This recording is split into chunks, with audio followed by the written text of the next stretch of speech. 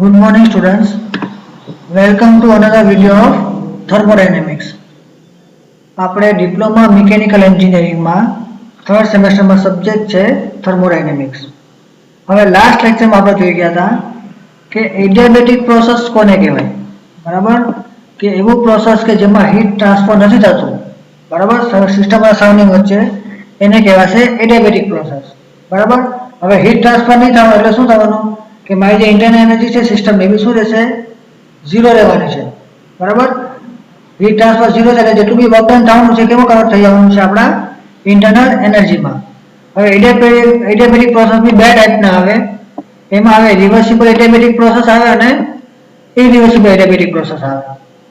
તો reversible adiabatic process કોને કહેવાય કે એવું એડિયાબેટિક પ્રોસેસ કે જેમાં મારા સિસ્ટમની એન્ટ્રોપી શું રહેવાની છે, કોન્સ્ટન્ટ રહેવાની છે. બરાબર, ને એ પ્રોસેસમાં કોઈ બી ફ્રિક્શન નથી લાગવાનું. તો એવા પ્રોસેસને શું કહેવાશે, રિવર્સિબલ એડિયાબેટિક પ્રોસેસ કહેવાય, કાં પછી એને કહેવાય આઇસેન્ટ્રોપિક પ્રોસેસ. બરાબર, હવે કોઈ બી પ્રોસેસને આઇસેન્ટ્રોપિક થવા માટે ત્રણ કન્ડિશન જોઈ ગયા કે એમાં હીટ ટ્રાન્સફર થવું નહીં જોઈએ, ફ્રિક્શનલેસ પ્રોસેસ હોવી જોઈએ, ને work must be done on the gas and by the gas during expansion અને કમ્પ્રેશન. પછી આપણે જોઈ ગયા હતા ઇરિવર્સિબલ એડિયાબેટિક પ્રોસેસ કોને કહેવાય કે એવો પ્રોસેસ કે જેમાં ફ્રિક્શન છે, એન્ટ્રોપી જ્યારે હોય ત્યારે વધે જ. બરાબર, તો એને શું કહેવાશે, ઇરિવર્સિબલ એડિયાબેટિક પ્રોસેસ. પછી આપણે એડિયાબેટિક પ્રોસેસ માટે પીવી ડાયાગ્રામ અને ટીએસ ડાયાગ્રામ જોઈ ગયા હતા. બરાબર, ને પીવી ડાયાગ્રામમાં શું આવે કે PV raise to gamma equal to constant. આપણને શું મળે, PV raise to gamma equal to constant મળે ફોર રિવર્સિબલ એડિયાબેટિક પ્રોસેસ. ને આપણે ડેરિવેશન કરી ગયા હતા કે ફર્સ્ટ લો ઓફ થર્મોડાયનેમિક્સ લગાવ્યો, પછી આપણે શું લીધું, dq બરાબર 0 લીધું. પછી આપણે શું કર્યું કે dw ની વેલ્યુ લખી pdv અને dv ની વેલ્યુ લખી mcv ડેલ્ટા t. બરાબર, એટલે આપણને ઇક્વેશન નંબર a મળ્યો. પછી આપણે કેરેક્ટરિસ્ટિક ગેસ ઇક્વેશનનો યુઝ કરીને એનું ડેરિવેશન કર્યું. એમાંથી ડેલ્ટા t ની વેલ્યુ મેળવી આપણે ઇક્વેશન એમાં એને ઇનપુટ કર્યું. પછી એને સોલ્વ કરતા ગયા. સોલ્વ કરીને આપણે છેલ્લે શું મળ્યું કે PV raise to gamma equal to constant. આપણને જે મળ્યું કે PV raise to gamma equal to constant, એને શું કહેવાય, આપણો equation of state for isentropic process. આટલી વસ્તુ આપણે જોઈ ગયા હતા લાસ્ટ લેક્ચરમાં. હવે આ લેક્ચરમાં આપણે જોવાના છે કે આઇસેન્ટ્રોપિક પ્રોસેસ છે એના માટે પ્રેશર, વોલ્યુમ અને ટેમ્પરેચર વચ્ચે શું રિલેશન આવે છે. બરાબર, તો first one, Pvt relation during isentropic process of ideal gas. હવે આપણને ઇક્વેશન ઓફ સ્ટેટ મળ્યો શું, PV raise to gamma equal to constant. બરાબર, આઇસેન્ટ્રોપિક પ્રોસેસ માટે તો એના પછી લખાય કે p1 v1 race to gamma is equal to p2 v2 race to gamma equal to pv race to gamma. તો પ્રેશર, વોલ્યુમ, ટેમ્પરેચર વચ્ચે શું રિલેશન મળવાનો કે p1 upon માં v1. આપણે ખાલી પહેલા બે લઈ લઈએ કે p1 v1 race to gamma equal to p2 v2 race to gamma, ને એને અરેન્જ કરો તો શું મળવાનું કે p1 upon માં p2 is equal two v2 upon માં v2 upon માં v1 રેસ ટુ ગામા. પછી એસ પર કેરેક્ટરિસ્ટિક ગેસ ઇક્વેશન. હવે કેરેક્ટરિસ્ટિક ગેસ ઇક્વેશન ની વાત કરીએ તો શું આવે, p1 v1 upon માં t1 is equal to p2 upon માં p2 v2 upon માં t2. સેમ રીતે p1 upon માં p2 બરાબર લખાય t1 upon માં t2 into v2 upon માં v1. હવે આ વેલ્યુને ઇનપુટ કરીએ ઇક્વેશન નંબર a માં. તો p1 upon માં p2 બરાબર v2 upon માં v1 રેસ ટુ ગામા હતું. એની જગ્યાએ શું થઈ જવાનું કે v2 upon માં v1 race to gamma is equal to t1 upon માં t2 into v2 upon માં v1. હવે આ જે v2 upon v1 છે એને આપણે પેલી બાજુ લઈ જાય તો શું થઈ જવાનું, v2 upon માં v1 race to gamma -1 is equal to t1 upon માં t2. બરાબર, આ હતું આપણું સેકન્ડ પીવી રિલેશન. બરાબર, આઇસેન્ટ્રોપિક પ્રોસેસ માટે. પછી નેક્સ્ટ આપણે જોઈએ કે p1 v1 race to gamma is equal to p2 v2 race to gamma હતું. બરાબર, શું હતું, p1 v1 race to gamma equal to p2 v2 race to gamma. તો એમાંથી લખાય કે v1 upon માં v2 race to gamma is equal to p2 upon માં p1. બરાબર, હવે આપણે શું કરીએ, ગામાને આ બાજુ લઈ આવીએ. એટલે કે આપણે આખા ઇક્વેશનને સ્ક્વેર રૂટની જગ્યાએ શું કરીએ, આ ગામા રૂટ લઈ લે તો શું થાય, આર્થ રૂટ ગામા રૂટ તો v1 અપોનમાં v2 is equal to p2 અપોનમાં p1 રેઝ ટુ 1 અપોનમાં ગામા આવી ગયું. પાછો કેરેક્ટરિસ્ટિક ગેસ ઇક્વેશન લાગે, એમાંથી v1 અપોન v2 ને કરતા બનાવો તો શું મળે? p2 અપોનમાં p1 is equal to t1 અપોનમાં t2.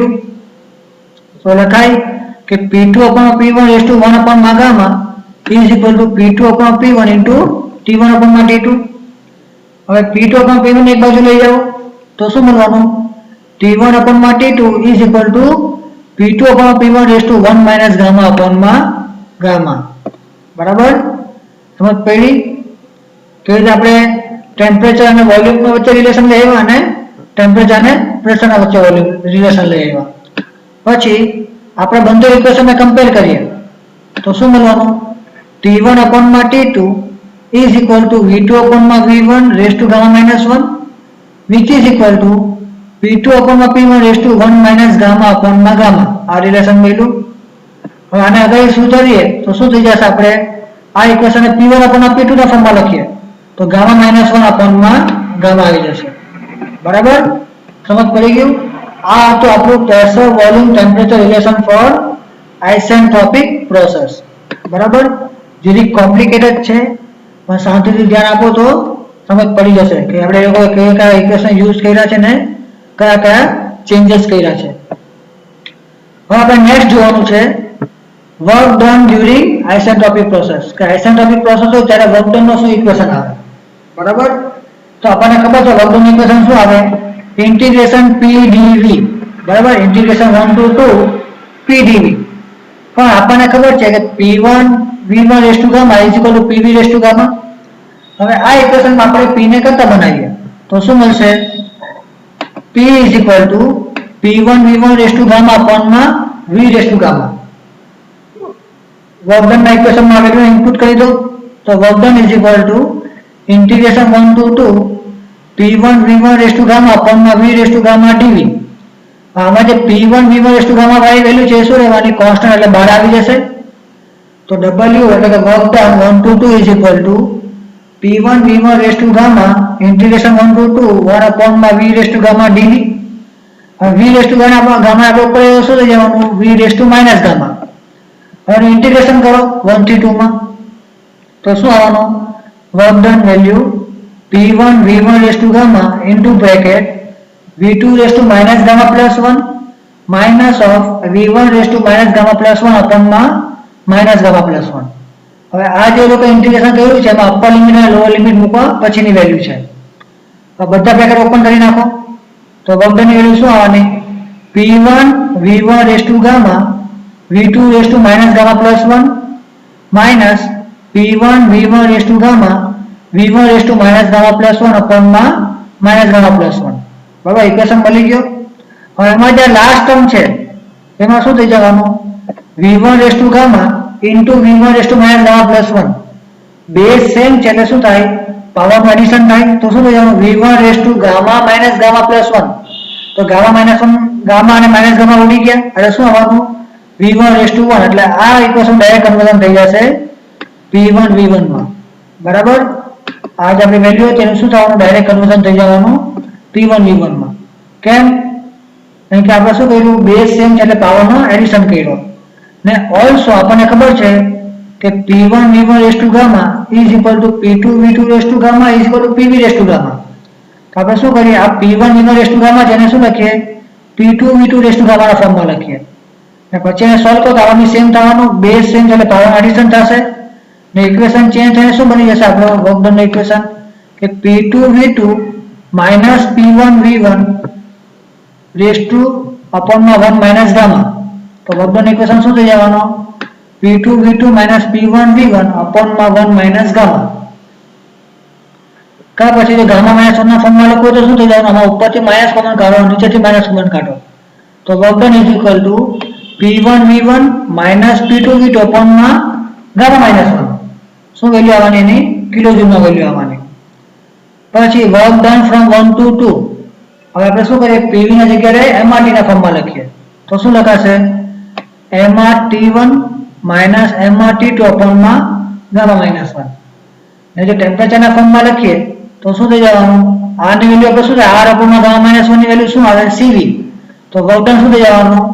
MCV T1 minus T2 બરાબર તમે પડી ગઈ ઇક્વેશન કેવી રીતે કર્યું આપણે સોલ્વ પછી third one heat transfer during isentropic process તો આપણને ખબર છે કે જે આઇસેન્ટ્રોપિક પ્રોસેસ હોય ને એડિયાબેટિક પ્રોસેસ હોય તેમાં કોઈ બી હીટ ટ્રાન્સફર નહીં થાય મતલબ કે dq બરાબર 0 એટલે આમાં કોઈ બી ઇક્વેશન કેલ્ક્યુલેટ કરવાનો છે તો ડાયરેક્ટ માં વેલ્યુ જ આપી લેવાની છે કે dq 0 પછી change of internal energy during isentropic process કે ઇન્ટરનલ એનર્જીમાં શું ચેન્જ જોવા મળે આપણે એ જોવાનું છે તો as per first law of thermodynamics dq du plus dw બરાબર dq du plus dw પણ આઇસેન્ટ્રોપિક પ્રોસેસ માટે શું થાય dq 0 તો શું લખાય du minus dw થાય લખાય which is equal to p1 v1 minus p2 v2 upon gamma minus 1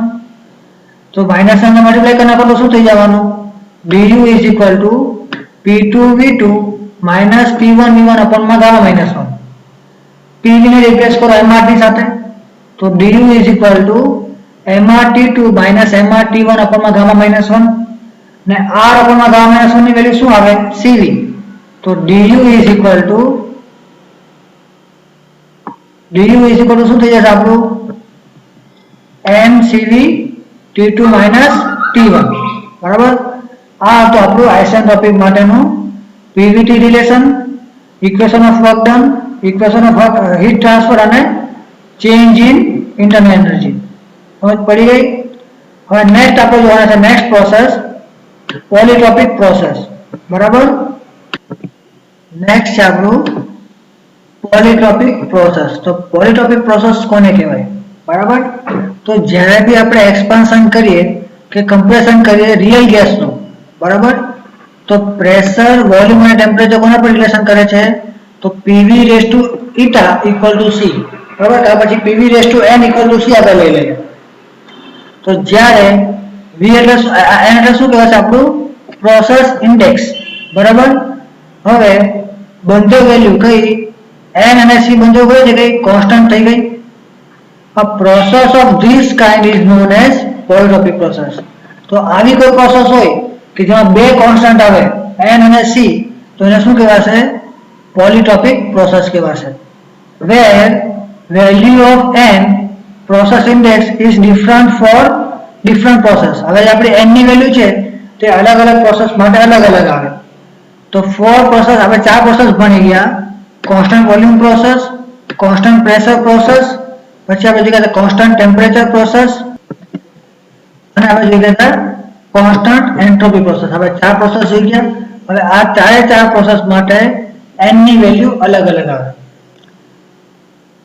which are studied are special case of polytropic process હવે આ જે બધા પ્રોસેસ આપણે ભણી ગયા ચાર પ્રોસેસ એ બધા polytropic process ના સ્પેશિયલ કેસીસ છે કે in which value of n is infinity 0 1 gamma respectively કે જેમાં આપણી n ની વેલ્યુ છે જે અમુકમાં ઇન્ફિનિટી છે અમુકમાં 0 છે 1 છે અને ગામા છે respectively બરાબર in short all these processes can be indicated by common equation pv raised to n equal to constant એટલે આપણે જે બી પ્રોસેસ ભણી ગયા એ બધી પ્રોસેસ આપણે એક જ કોમન ઇક્વેશન થી દર્શાવી શકીએ pv raised to n is equal to constant so polytropic process is not a special kind of process but it is a general process known as pv raised to n equal to constant equation શું કીધું કે આપણી જે પોલીટ્રોપિક process છે એ કોઈ special કેસની process નથી આપણે જે પ્રોસેસ જોઈ ગયા એ બધાનું જનરલ પ્રોસેસ છે કેવી રીતે દર્શાવવામાં આવે pv raised to n equal to constant બરાબર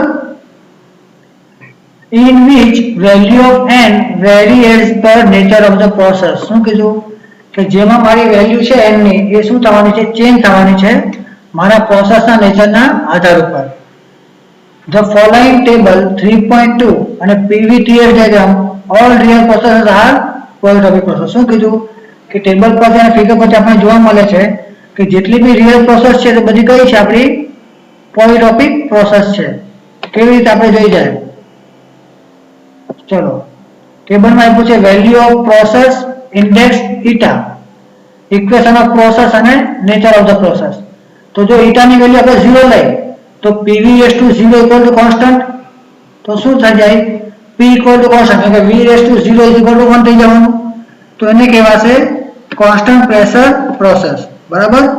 પછી આવે ઈટાની વેલ્યુ ઇન્ફિનિટી, તો PV/infinity ઇક્વલ ટુ કોન્સ્ટન્ટ, તો શું લખાય V ઇક્વલ ટુ કોન્સ્ટન્ટ થઈ જવાનું, તો એને કહેવાય કોન્સ્ટન્ટ વોલ્યુમ પ્રોસેસ કહેવાય. પછી n ની વેલ્યુ મેં 1 લઉં તો PV ઇક્વલ ટુ કોન્સ્ટન્ટ મળે, તો એને કહેવાશે કોન્સ્ટન્ટ ટેમ્પરેચર પ્રોસેસ. ને જો n ની વેલ્યુ મેં ગામા લઈ લઉં તો PV/gamma ઇક્વલ ટુ કોન્સ્ટન્ટ, એને કહેવાય આઇસેન્ટ્રોપિક પ્રોસેસ.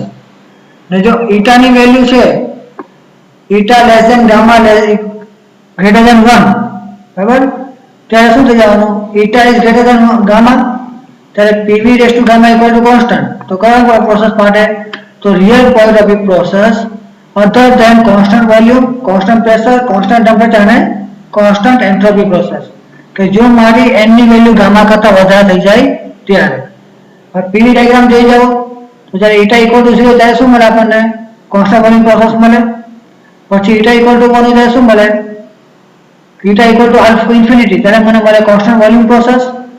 પછી ઈટા ઇઝ ઇક્વલ ટુ 1 ત્યારે મને PV equal to constant temperature process મળવાની. એટલે આ બધી પ્રોસેસ મને બધા ગ્રાફ મળે છે મારા અલગ અલગ ઈટાની વેલ્યુ પર. ખબર પડી ગઈ પોલિટ્રોપિક પ્રોસેસ શું છે, આઇસેન્ટ્રોપિક પ્રોસેસ આપણે બધા ઇક્વેશન જોઈ ગયા. એમાં કોઈને બી કઈ બી ડાઉટ હોય, કઈ બી પ્રોબ્લેમ હોય, મને કોન્ટેક્ટ કરો, મેસેજ કરી શકો છો, કોલ કરી શકો છો. આ વિડીયોને લાઈક અને શેર કરો અને ચેનલને જરૂરથી સબસ્ક્રાઇબ કરો. Thank you for watching this video.